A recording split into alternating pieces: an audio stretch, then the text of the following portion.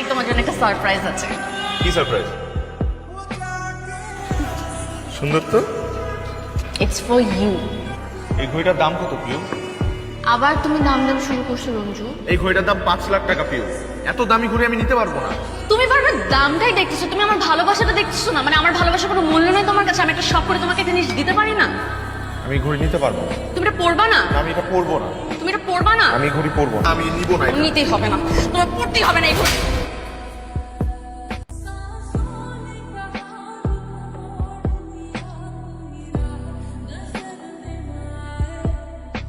এই যে দেখো আমি পরছি, এই যে আমি ঘড়িটা পরছি।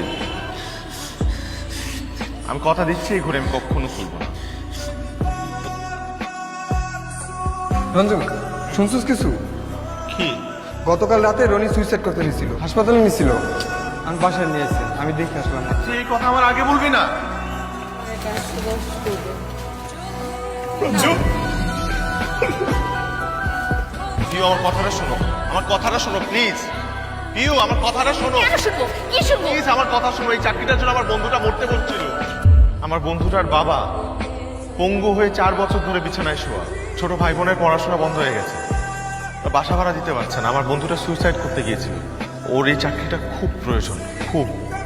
এটা তুমি ইন্টারভিউ না দিতে যে তোমার বন্ধুকে পাঠিয়েছো। তোমার এই চাকরিটা হলে না আমি তোমাকে আমার বাবার সাথে দেখা করাতে পারতাম। এখন সবকিছু উল্টাপাল্টা হয়ে গেল। আমি নিজের যোগ্যতায় চাকরি খুঁজে বের করব। আসসালামু আলাইকুম। ওয়ালাইকুম আসসালাম। বসো বসো বসো। মা, কফির ব্যবস্থা করবে? শিওর, কেন বলবো না। কফির কথা বলে এসেছি। তোমার হাই অ্যাম্বিশনটা কি একটু বলবে? আপনার মেয়েকে ভালো রাখা। আমার মেয়েকে ভালো রাখতে গেলে you have to earn something. তুমি তোমার চাকরিটা তোমার বন্ধুকে দিয়ে দিয়েছো। ওই চাকরির কারণে আমার বন্ধুর পরিবারটা বেঁচে গেছে, তার জীবনটা বেঁচে গেছে। নিজে বাঁচতে গেলে আগে নিজের প্রয়োজনটা দেখতে হয়।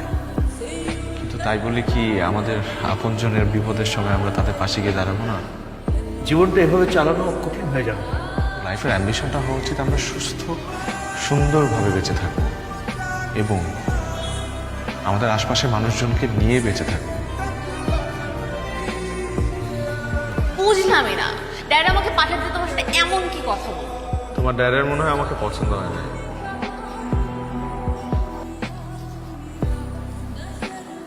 কিরে, মন খারাপ করে বসে আছিস কেন? বিয়ে তো হয়েছে, কিন্তু সংসার করব কি করে? আমার হাতে একটা টাকাও নেই।